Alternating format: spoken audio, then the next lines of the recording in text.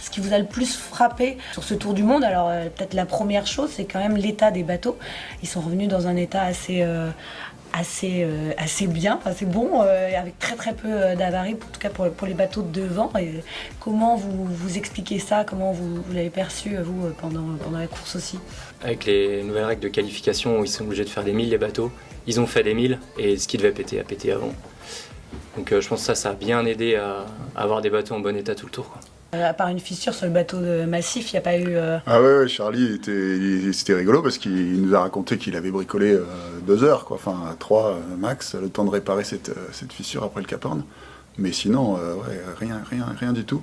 Je pense quand même, pour revenir à la question, que ces foilers avec les grands foils, c'est un petit peu changé nos relations avec les équipes. Historiquement, il y avait quand même un combat entre les marins qui voulaient toujours le plus léger du léger possible, et puis les architectes qui essayaient de faire les choses un peu solides. Et il se trouve que maintenant que les bateaux volent, même s'ils volent pas encore complètement, mais un peu skimming, un peu à la surface, mais ils sont quand même beaucoup plus aériens qu'avant.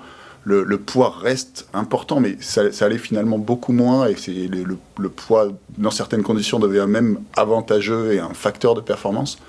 Et donc ça a un peu diminué l'exigence des marins, et ils acceptent un petit peu plus facilement qu'on en rajoute. Alors évidemment, faut pas en mettre de trop non plus, hein, mais je pense quand même que ouais, ça a été plus facile de rajouter des renforts et de les convaincre de faire des bateaux solides.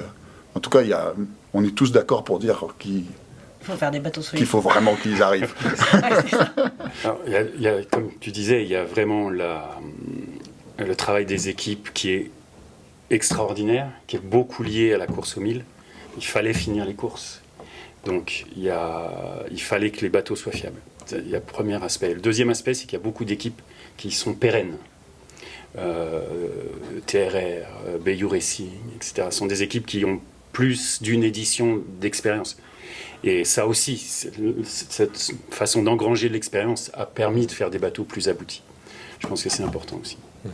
Oh bah c'est clair, en termes d'équipes pérennes, nous on travaille avec Merconcept, qui ont fait et leurs bateaux et aussi d'autres bateaux pour d'autres équipes. C'est vrai que ça permet, je pense à Eleven Solar Racing, c'est l'équipe américaine pour la course Tour du Monde en équipage. C'est vrai que ça leur permet d'engranger une expérience de dingue. Et ils sont vraiment on bosse vraiment en partenariat, c'est-à-dire qu'ils nous apportent des choses, on leur apporte des choses. Il y a un échange, il y a un dialogue qui est super constructif. Ouais. Et par contre, il y a quand même une intensité assez incroyable sur ce Vendée Globe, surtout sur les premiers.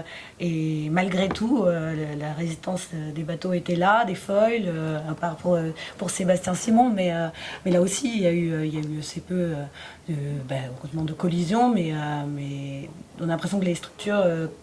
que ça n'a pas bougé. C'était aussi notamment grâce à la fibre optique, ou comment vous aviez... On va dire que les structures étaient abouties surtout.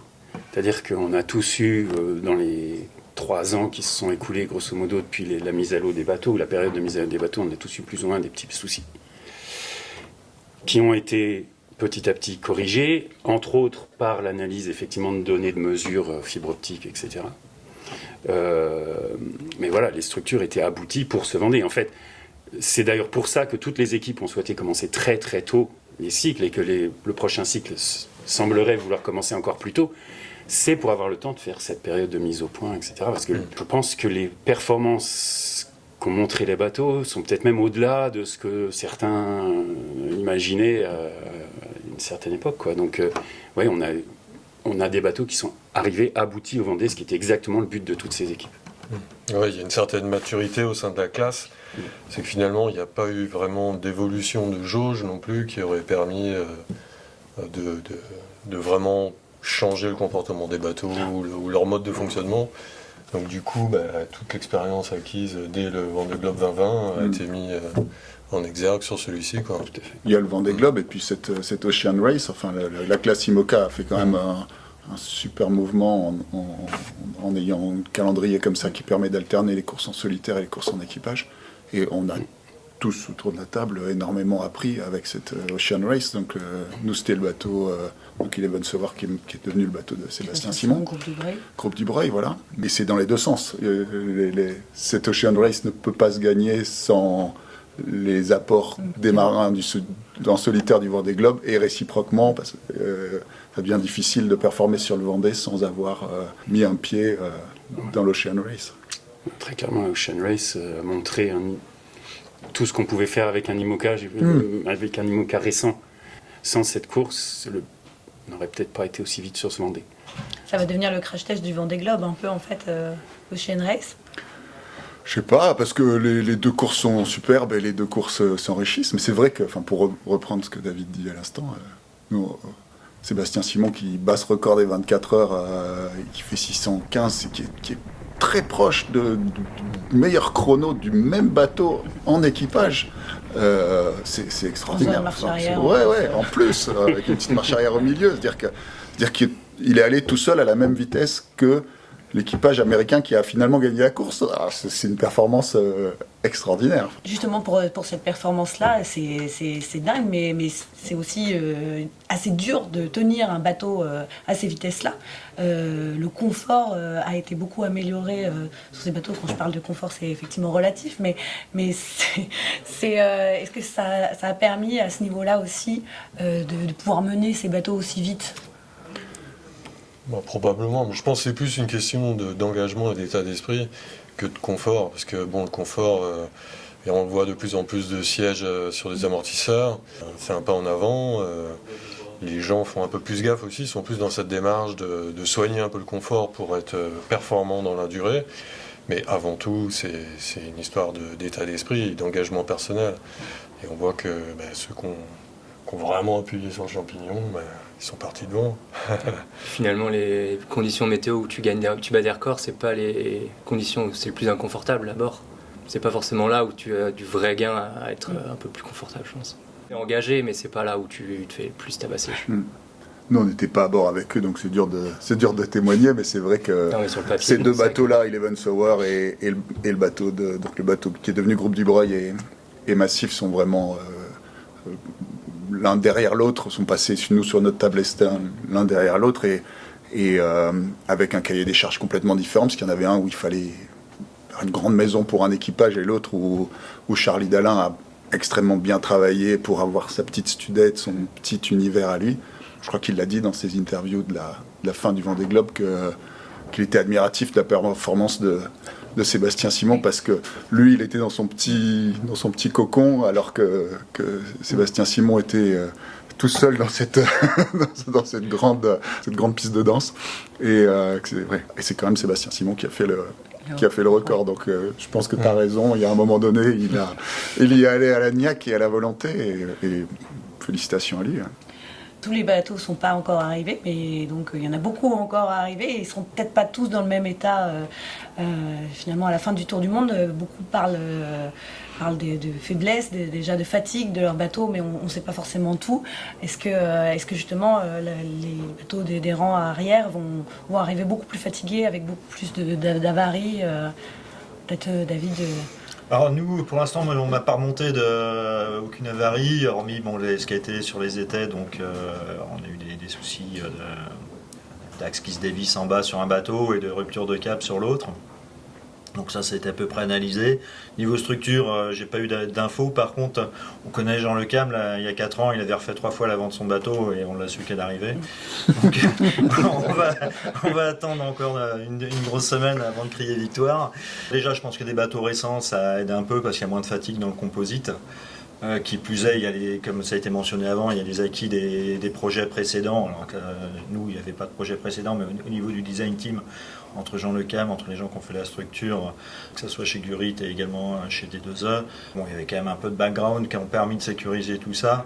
Mais on voit effectivement, là, apparemment, sur Lazare, qui est un bateau ultra fiabilisé, qui a fait un paquet de tours du monde, et apparemment Tanguy dit qu'il commence à avoir pas mal il y a des petites, sans doute plus David. Donc je pense qu'il y a aussi cet aspect de fatigue structurelle des bateaux plus anciens qui peut rentrer en ligne de compte, ce qui est pas normal quelque part. Vu que les bateaux récents arrivent ou sont arrivés, il reste beaucoup de bateaux plus anciens. Effectivement, les bateaux plus anciens ont des structures qui ont déjà plus travaillé.